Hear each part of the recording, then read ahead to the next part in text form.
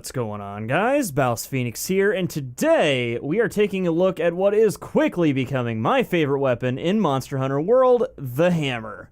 It's most likely the best weapon you haven't tried yet, and I don't think it gets near enough love. So in today's video, I'm going to show you how to use it effectively. Now, in Monster Hunter Freedom Unite, I never touched the hammer, and in Monster Hunter Generations, I tried using it for a little while, but I really didn't like it despite my best efforts to really give it a chance. In Monster Hunter World, though, they have far and away made it an amazing weapon. So when you think giant hammer in video games, you typically think low mobility, high damage, slow, methodical, and the list goes on, right? Well, in Monster Hunter World, I feel like the hammer actually has some of the best mobility out of the large weapons in the game. Now, with the charge attacks and sliding attacks while on a slope, you've got some really interesting ways to mix up your moveset against monsters and get around the battlefield. Now, as for the general concept of using the hammer, this isn't a weapon you just want to wail on the monster with on whatever part you can hit, because doing so will yield underwhelming results in terms of damage and utility.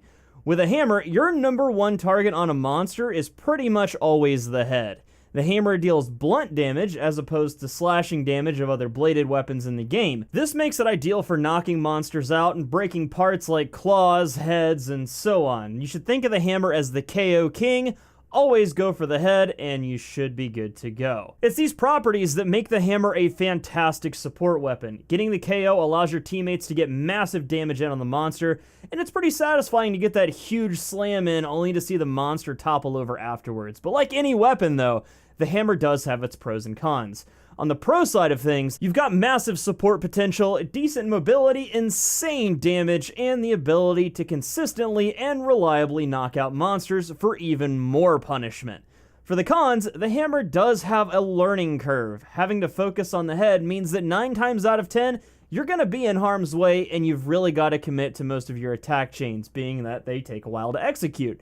On top of that, the hammer has very short range, which can be hard to get used to, but if you play dual blades or sword and shield, you're already used to this. Another disadvantage to using the hammer is that it does blunt damage, meaning you won't be able to cut tails easily or at all, so if you need that part from a monster, you'll need to group up with friends or capture the monster if you're playing solo. Lastly, unlike the other large weapons in the game, the hammer has no defensive options. You can't use it to block, so again, you've really got to commit to whatever offensive actions that you take. If you can master all of that, though, the hammer is a weapon you just might grow to love. So with all that out of the way, let's take a look at the moveset and figure out how this thing works. Alrighty, so here we are in the training area. We have our hammer ready to go, and before we get to bludgeoning that pole behind us, I want to let you guys know and remind you that the hammer is a very deceptively simple weapon. There aren't a whole lot of combos or fancy movesets or anything like that that you really need to remember.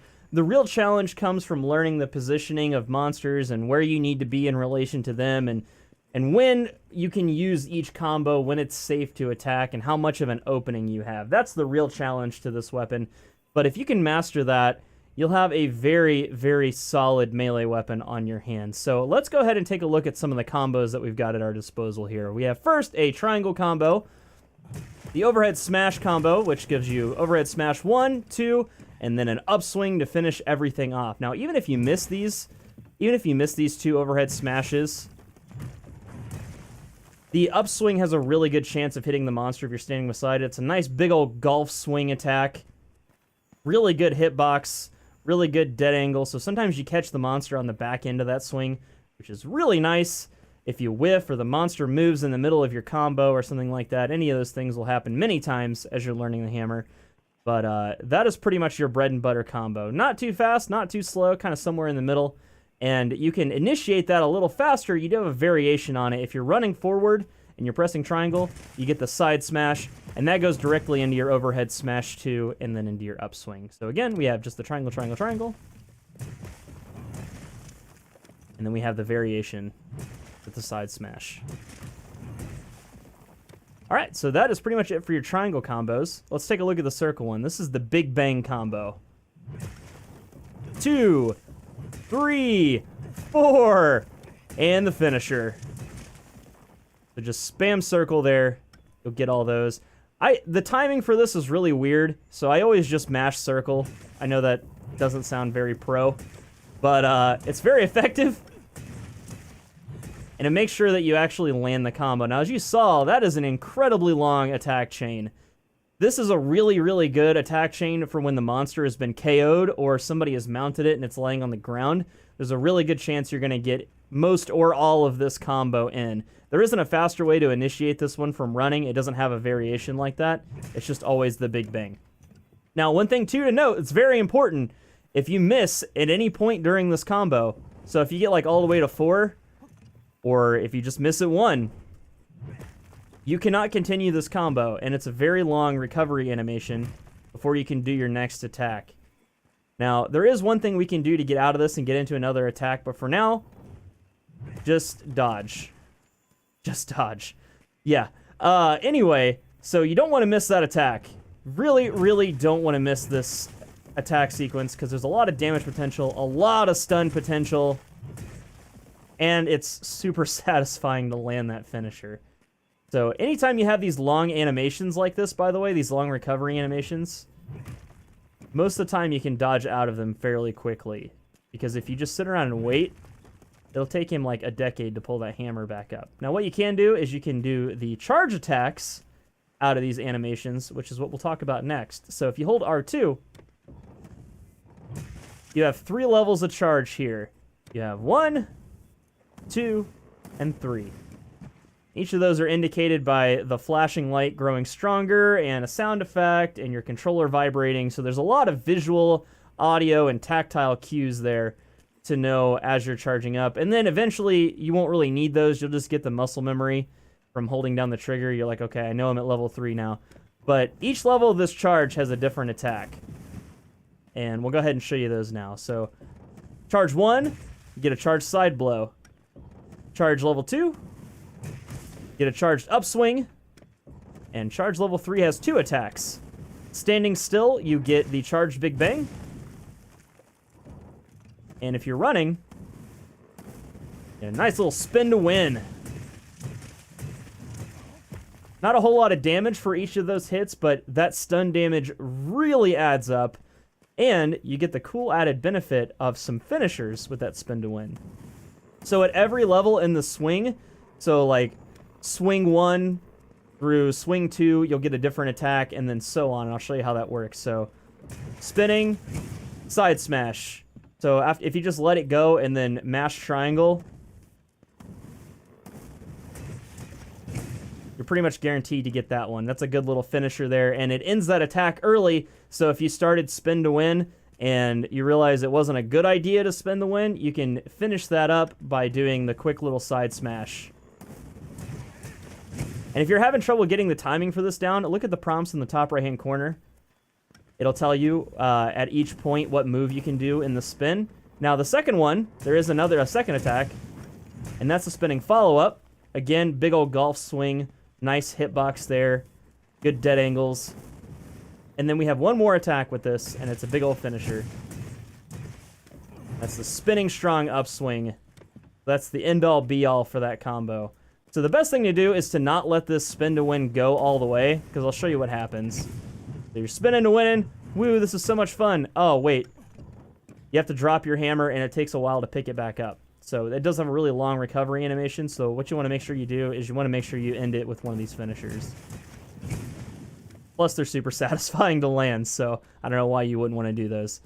Anyway, that being said, the charge attacks do chain into some of your other movesets. And you get an extra unique move after doing them. So with this one, you get the R2 charge, level 1, side blow, into the charged follow-up, and then that takes you into your overhead smash. So I went with that a little quick, so let's do that again. Side blow, and then a follow-up, and then the overhead smash combo. So think of this as basically 1, 2. So you can do 2 hits after your charge, and then you can chain that into whatever else. You can also chain this into your circle combo. You get a side smash, and then you go into Big Bang. And you're pretty much good to go from there. At level 2, with the uppercut, it's pretty much the same story. You get a side smash, overhead smash 2, and then the upswing. You see the dead angle on that, how I hit that, and I was like way over here. So it's super nice to try to get that upswing in. You'd be surprised how many times you hit the monster in the head. But that is it for our charge combos. We do have one more thing I want to show you guys. That is the power charge. At any point during your R2 charge, you can press the circle button, or B, I guess, if you're on Xbox. And that'll turn your hammer white. Now, this does a couple different things. This gives you increased attack damage, it gives you increased stun damage, and it makes you immune to flinching, which means, you know, getting knocked out of an attack. So basically, it gives you hyper armor while you're charging or you're attacking. Now, this effect does end if you sheath your weapon. See how the glow went away there? It does end if you sheath your weapon or you're hit by an attack that would send you flying. So let's check out the barrel. So this is going to send me flying here. And you notice that our charge went away. Thankfully, it is really quick to get back into. You can pretty much just press R2 plus circle, like with a little bit of time between each press, but you'll get the muscle memory for that and learn how quick you can do it. Now, another thing it does, aside from the little buff that you do get the changed attacks. So our level 2 charged upswing becomes the charged brutal upswing now. You notice the animation is even a little different too. He's got a little hop forward, and it does a little bit more damage. So here's the regular one. We have the regular charged upswing, and then charged brutal upswing. See, the animation's a little different there, a little more damage. The spin to win doesn't really change that much. Still same old spin to win. There we have that. But what does change is your standing still level 3 charge. Charge Brutal Bang. Now, if you notice, that has a lot more hits than the normal variant. So here's the Charge Brutal Bang again. Bam, bam, bam. And then here's the normal variant of that. So it's just 2 hits there. The smack and then the slam. So another good thing to do that I want to mention real quick is if you're trying to get a good, like, gap closer attack in, unsheathing your weapon by pressing R2 and then doing the charged upswing is always a really good gap closer. You get a little more distance if you're using the stored power mode or the power charge. So definitely remember that. Always keep that power charge up if you can. If you notice that your hammer doesn't have it, you're missing out on damage. Now, 2 more things, real quick, are the jumping attack and then the sliding down a slope. So let's start with the jumping. You have 2 different ways to do this. You can just press triangle, or you can hold R2 for a charged jumping attack. This does a little bit more mounting damage and a little more stun damage if you hit them in the head. One of my favorite things, if you're not using the environment yet, and you pick up hammer, you definitely should be aware of where slopes are, and this is why. Watch this. Whee! Smash. Midair spinning bludgeon. If you hit the monster on the head, it'll pretty much carry you all throughout their body, doing damage all the way. This is a fantastic attack, and it's not super hard to land. It's very forgiving. And then if you land that, or you hit it on the ground and miss or whatever, you can go straight into overhead smash 2 in your upswing. So very nice recovery feature there, allowing you to chain straight into an attack if you land it or whiff it or whatever. You just want to get extra damage in. But that is pretty much it for hammer, guys. Pretty simple moveset, not a whole lot going on. We got our triangle combo, our circle combo. Then we got our charge combos there with different attacks for each tier of charge. And then we got our power charge mode, which gives us extra attack, a little bit of hyper armor, and the extra stun damage. So definitely get familiar with the hammer, spend a few minutes playing with some of the mix-ups that it's capable of, and try chaining some of these moves into the other moves. And like I said, the real challenge here is positioning, knowing where the monster is and where it's going to be and what attacks you should use. But if you master that, this thing is super awesome to use. Let's take a look at some of the armor and weapon recommendations. Okay, so thankfully, building a set for hammer is pretty simple. Your primary stat is going to be attack up. More damage is never a bad thing. After that, weakness exploit, which gives you increased affinity for attacks that hit a monster's weak spot, is an amazing skill because more often than not, the head is a monster's weak point, and that's what you're going after with a hammer. Now, because you have no defensive capabilities, evasion skills like Evade Window and Evade Extender are also fantastic skills. Now, You can play around with Slugger, which gives you increased stun damage, and Part Breaker, which makes it easier to break monster parts, but in my opinion, I wouldn't take them over the above stats. Lastly, some people might recommend the Focus skill, which allows you to charge your charged hammer moves faster, but to me, this just throws off the timing and messes with my muscle memory. Also, sometimes it's so fast that you almost skip the first level charge. As for weapons themselves, pretty much any element is a solid choice, but going with raw damage on a hammer isn't a bad idea either. Just make sure you try to stay away from negative affinity. Status effects like sleep and paralysis that allow you to get some of your biggest combos or hits in are also pretty amazing if you have a set built to utilize the status effects. Poison and Blast are okay, but I've been using a Blast Hammer with the Zora Magdaros Blast set for a little bit now, and I've found it to be underwhelming. Your mileage may vary, though. But that's about it for today's video, folks. If you've been on the fence about trying this weapon, hopefully the video helped you over one side or the other. If it did, or you just found it helpful, leave a like down below. And if you're new here, get subscribed so that you never miss a new video. And if you haven't already, join my Discord to team up with like-minded hunters on PS4 and Xbox One. That's all for now, and until next time, I'm BouseFeenux. I'll see you guys at the next one. And as always, thank you so much for watching.